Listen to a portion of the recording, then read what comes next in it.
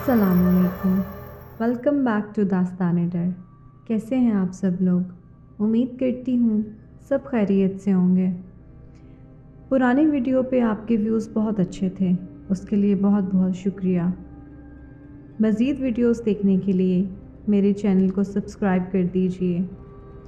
तो कहानी शुरू करने से पहले मैं बताती चलूँ कि आयतल कुर्सी का हिसार बांध लीजिए, क्योंकि कहते हैं कि जब इन चीज़ों का जिक्र किया जाता है तो ये हमारे करीब आ जाती हैं। तो चलिए कहानी की तरफ चलते हैं। मरी की पहाड़ियाँ अपनी खूबसूरती और दिलकशी के लिए मशहूर हैं, लेकिन उनके दरमियान एक ऐसी जगह भी है जिसका जिक्र करते हुए लोग कांपने लगते हैं। ये जगह है पुरानी हवेली, जो बरसों से खाली है और जिसके बारे में खौफनाक कहानियाँ मशहूर हैं। ये हवेली घने दरख्तों के दरमियान एक पहाड़ी के ऊपर वाक़ई थी। ये जगह दिन के वक्त भी खौफनाक दिखाई देती थी और रात के वक्त यहाँ जाना तो किसी के बस की बात न थी। कहा जाता है कि हवेली के करीब पहुँचते ही एक अजीब सर्द हवा जिस्म में सरायत कर जाती है और किसी नादीदा वजूद की मौजूदगी का एहसास होता है। उमर और उसके दोस्तों का एक ग्रुप एडवेंचर के शौकीन थे।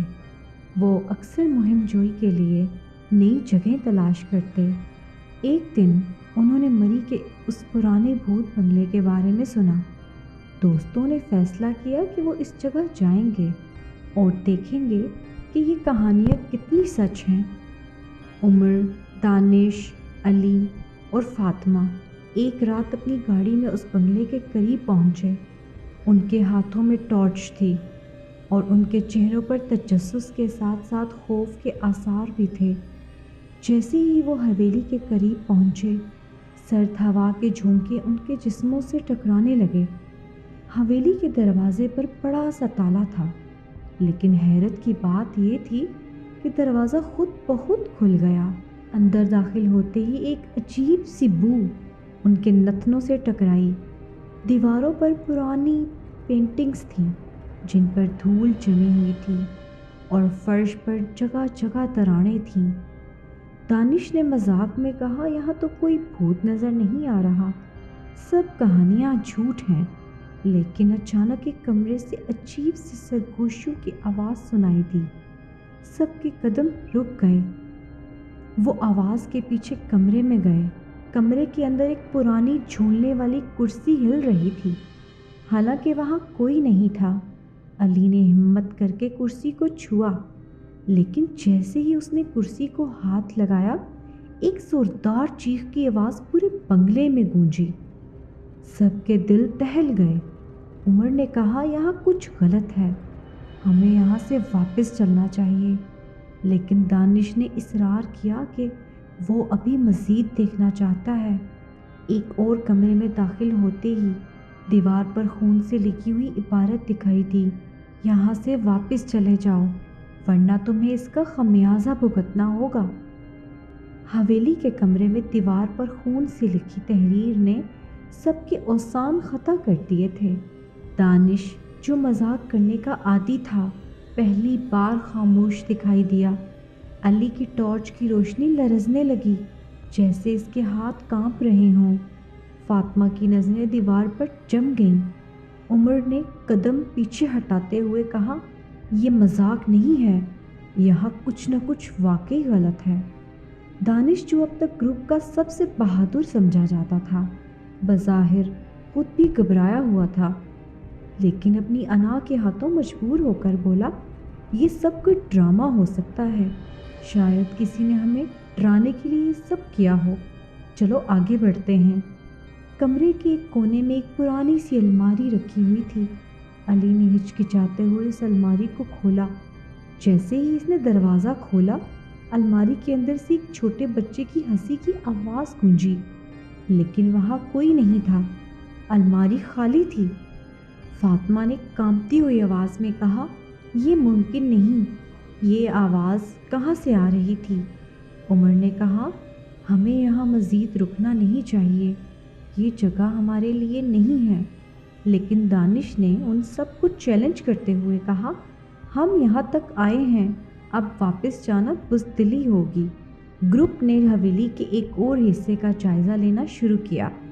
راہداری لمبی اور سنسان تھی۔ دیواروں پر پرانی تصویریں لگی ہوئی تھیں جن میں کچھ لوگ نظر آ رہے تھے، لیکن ان کے چہرے دھندلے تھے۔ جیسے ہی وہ راہداری کے درمیان پہنچے، ایک تصویر کے چہرے نے اچانک حرکت کی۔ علی نے چیخ کر سب کو روکا۔ تم نے دیکھا وہ چہرہ ہلا؟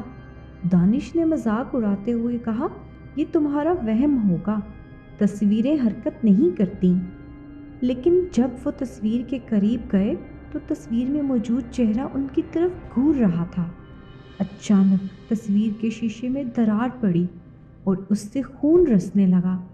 ایک کمرے میں داخل ہونے پر انہوں نے دیکھا کہ وہاں ایک پرانا بستر رکھا ہوا تھا۔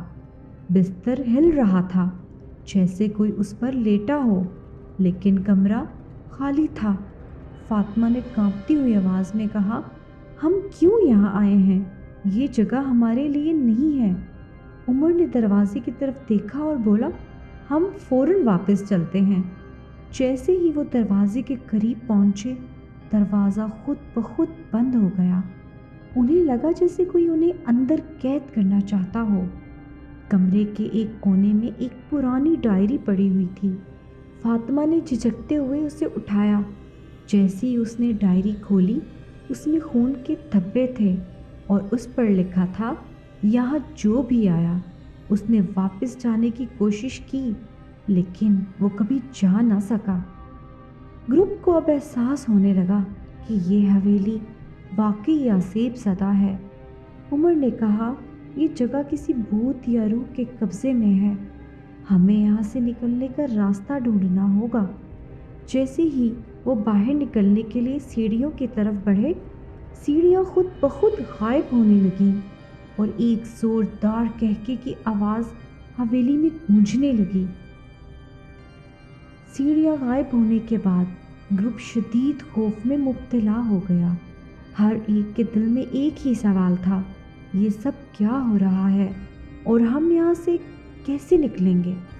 عمر نے گہری سانس لیتے ہوئے کہا، ہمیں پرسکون رہنا ہوگا، حویلی کا کوئی اور راستہ ڈھونڈنا ہوگا۔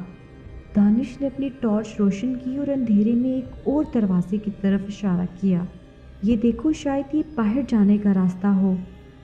جیسے ہی وہ دروازے کے قریب پہنچے، دروازہ خود بخود کھل گیا۔ اندر ایک سیڑھی نیچے تہہ خانے کی طرف جا رہی تھی۔ سیڑھیوں کے گرد عجیب سی روشنی تھی، جیسے کسی نے موم بتیوں سے راستہ روشن کیا ہو۔ دانش نے سب کو ہمت دلائی اور آگے بڑھنے کا کہا۔ تہہ خانے میں داخل ہونے کے بعد ایک عجیب سی بو ان کے نتنوں میں گھس گئی۔ فاطمہ نے اپنی ناک کو ڈھانپتے ہوئے کہا، یہ بو کسی چیز کے سڑنے کی لگتی ہے۔ تہہ خانے میں جگہ جگہ انسانی ہڈیوں کے ڈھیر لگے ہوئے تھے۔ یہ دیکھ کر سب کے قدم جم گئے۔ علی کی آواز کپ کپاتی ہوئی نکلی، یہ لوگ کون تھے اور ان کے ساتھ یہ سب کس نے کیا؟ فاطمہ کے ہاتھ میں موجود ڈائری میں ایک اور صفحہ خود بخود پلٹ گیا۔ اس پر لکھا تھا، جو یہاں آیا وہ دوبارہ لوٹ نہیں سکتا۔ یہ حویلی ان سب کی قبریں بنی جنہوں نے ہماری نیند کو توڑا۔ دانش نے حیرت سے کہا، ہماری نیند؟ کیا مطلب ہے اس کا؟ عمر نے کہا، یہ حویلی کسی شیطانی قوت کے قبضے میں ہے اور وہ ہمیں یہاں قید رکھنا چاہتی ہے۔ جیسے ہی وہ تہہ خانے کے درمیان پہنچے، چاروں طرف سے کالے سائے نمودار ہونے لگے۔ وہ سائے انسانی شکل کے تھے، لیکن ان کی آنکھیں سرخ انگاروں کی مانند چمک رہی تھیں۔ سائے دھیرے دھیرے ان کے قریب آنے لگے۔ دانش نے گھبرا کر چیخ ماری اور کہا، یہ سب کیا ہے؟ ہمیں یہاں سے نکلنا ہوگا۔ علی نے ایک پتھر اٹھا کر سایوں کی طرف پھینکا، لیکن پتھر ان کے اندر سے گزر گیا جیسے وہ کوئی دھواں ہو۔ ایک سایہ فاطمہ کے قریب آیا اور اس کے کان میں سرگوشی کی، یہ جگہ تمہاری آخری منزل ہے۔ سب نے بھاگنے کی کوشش کی، لیکن تہہ خانے کے دروازے بند ہو چکے تھے۔ ان کی سانسیں اکھڑنے لگیں اور خوف نے ان کے حواس پر قابو پا لیا۔ عمر نے ہمت کر کے دیواروں کے ایک کونے کو کھودنے کی کوشش کی، लेकिन जैसे ही उसने दीवारों को हाथ लगाया, एक जोरदार झटका लगा और वो पीछे गिर गया। डायरी के एक और सफ़े पर खुद ब खुद कुछ लिखा जाने लगा। ये हवेली उन लोगों की है जो अपनी ज़मीन के लिए मरे। उनकी रूहें कभी सुकून नहीं पाईं। जो भी इस जगह को छोड़ने की कोशिश करता है, उसे मौत का सामना करना पड़ता है। एक गहरी आवाज़ ने फिज़ा को चीरते हुए कहा, तुमने यहाँ आकर गलती की। अब तुम कभी वापस नहीं जा सकोगे। दानिश ने कहा, हमें माफ़ कर दो, हम यहाँ गलती से आए हैं। आवाज़ ने कहका लगाते हुए कहा, माफ़ी? यहाँ कोई माफ़ी नहीं है। तुमने हमारे आराम में खलल डाला। अब तुम्हें इसकी कीमत चुकानी होगी।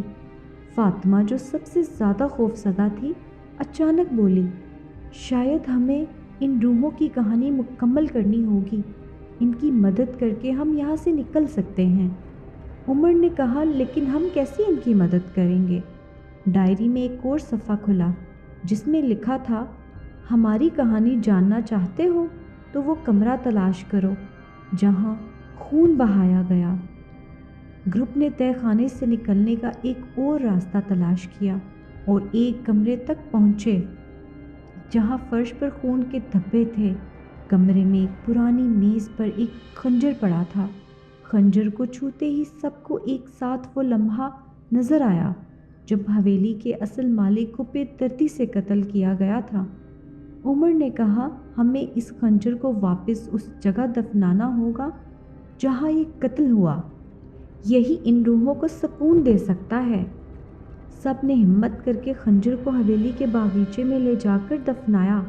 जैसे ही खंजर ज़मीन में दफन हुआ, चारों तरफ रोशनी फैल गई।